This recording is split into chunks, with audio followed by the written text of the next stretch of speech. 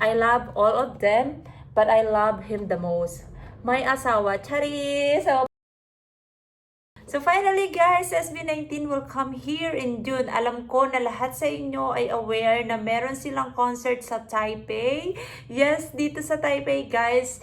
My gosh, we are so happy kasi yung dating manifesting namin is nagkatotoo. Diba sabi ko sa inyo mangyayari yon. So I'm so excited na makita sila na mag-perform live. Oh my goodness, makikita ko na mag-perform ang aking bias.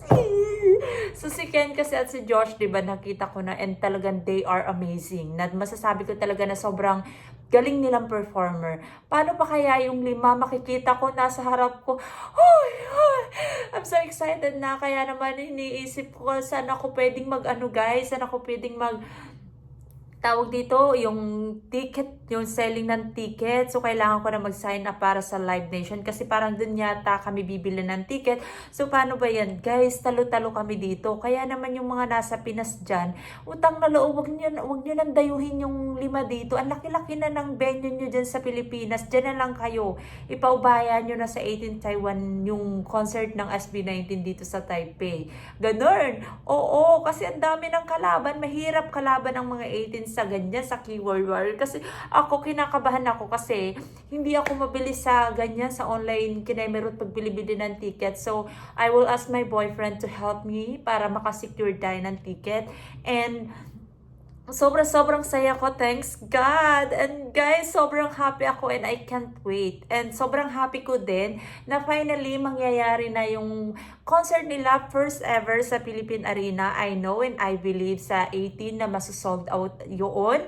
At hindi ninyo bibiguin ang SB19. At sana, meron akong isang hinihiling na sana magkatotoo din. Yung wini-wish ko talaga na makita sila na mag-perform sa Coachella. Ay, my goodness. Sobrang happy ng buong P-pop group. I mean, ang buong P-pop community kapag meron na isa sa P-pop ang nag-represent sa Pilipinas para mag-perform sa Coachella. And I know na hindi naman imposible na mangyari yung kasi ang SB19 is talaga namang masasabi nating magagaling na performer. So, yun guys, I just want to tell you how excited I am. Sobrang happy ko and talagang nagpapasalamat talaga kami kay Lord dahil natupad yung aming mga kahilingan. So, yung 18 nga ng Taiwan ay nagdidiwang and nagre-ready na kami dito. So, ayun guys, isi-share ko din sa inyo yung aking recent merchandise ng SB19 na nabili ko kay Ate Mona. Guys, if you want to buy merchandise that I have, that I share here, kasi meron akong isang uploaded video na kung saan print ko yung boyfriend ko using my SB19 bedsheet. Actually, hindi siya totally bedsheet. Siya ay isang curtain na inilatag ko lang. And some of you are asking me where to buy. Hindi ko masagot yung iba and yung iba naman is kahit paano nasagot ko. Kasi I'm not sure if Ate Mona is doing like international ship out, ganyan. So, ilalagay ko na lang yung link na pwede ninyong bilihan. Ilalagay ko na lang yung link ni ate na kung halimbawa na gusto ninyong mag-order sa kanya is you can just directly contact her na lang. So, if you are here in Taiwan, it's good kasi mas mabilis, mas makaka-order ka kasi around Taiwan lang naman yon. So ngayon, if ever na wala ka dito sa Taiwan, nasa ibang bansa ka and you really want to have the same merchandise that I have, so you can just transact with her. And I just want to make it clear na yung mga pinapakita ko dito merchandise is I just want to share because I'm happy to have SB19 merchandise, not because I'm doing this like sponsorship or whatever or business kinemerot, ganyan. No po. Gusto ko lang i-share sa inyo at alam niyo naman, sharing is caring, di ba? So, yeah, magugustuhan ninyo to kasi the first time I saw this is talagang, oh, it's so beautiful and I know that it's worth the price talaga. So, ayan, huwag na natin patagalin guys, ayan. So, kung makikita ninyo parang kasing laki siya ng computer pero hindi siya computer. So, ito siya guys. Tadaan! Ayan. Tadaan! Woo! excited kayo, aminin nyo. Kasi, ay, nako, sobrang pretty. I have to be careful, so to make sure na hindi siya mababasag kasi fragile siya.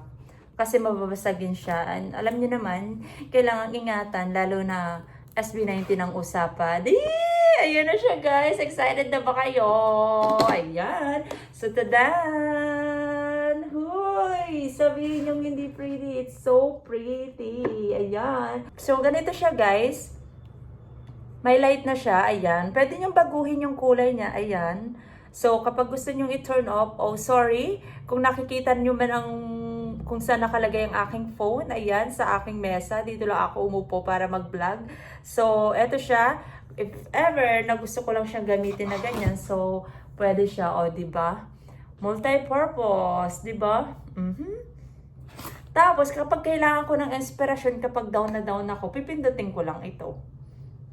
Oh, diba? San ka pa? Ayan. This is my favorite na parang ang aesthetic ng kulay niya. Parang dim light lang siya. Maganda siya sa room. Especially kapag yung room mo is papatayin mo yung ilaw. Yung tipong matutulog ka na yung magmo-moment ka ganun. Tapos sila yung nasa harap mo. And what I like the most from this merchandise is, alam siguro ni ate kung sino yung bias ko. Kaya yan yung pinili niyang picture for me. Kahit hindi ako nagbigay ng specific na picture na gusto ko. So, I like when Pablo is in the middle.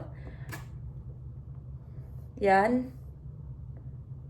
Diba? Nasa center si Pablo. At gustong gusto ko to kasi, oy, alam niyo naman bakla, bias natin yan. So, I like all of them. I love all of them, but I love him the most.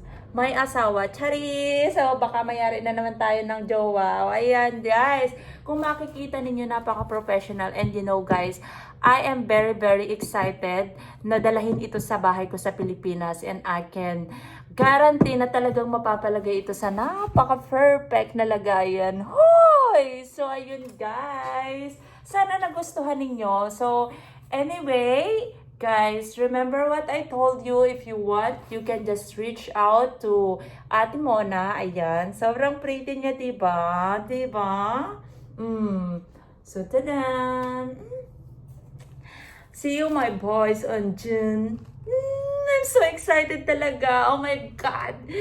Alam nyo, isa-save ko talaga lahat ng aking leave para lang makamake sure ako na pwede akong umabsent kung hindi man magkataon na day off ko. So, ayun lang, guys. Na-share ko lang to sa inyo. Pinakita ko lang sa inyo. Actually, I'm gonna hide it to Patrick first. And ipapakita ko sa kanya yan kapag dumating na siya. Hindi niya to nakita. Kasi, kinuha ko to kagabi sa 7-Eleven. Tinatanong niya kung ano yun. Sabi ko, secret. So, niluloko ko nga na regalo ko sa kanya. So, itatago ko muna siya ng ganyan. And, pagbalik ko dito, saka ko ipapakita sa kanya. Yun lang, guys. Thank you for watching. And guys, I'm so excited na mapanood talaga ang SB19 dito sa Taiwan. Ang first concert nila. We are all excited. This is my first time na manood talaga ng boy group. Yes. So, ayun lang, guys. Have a good day. And thank you for watching. Bye!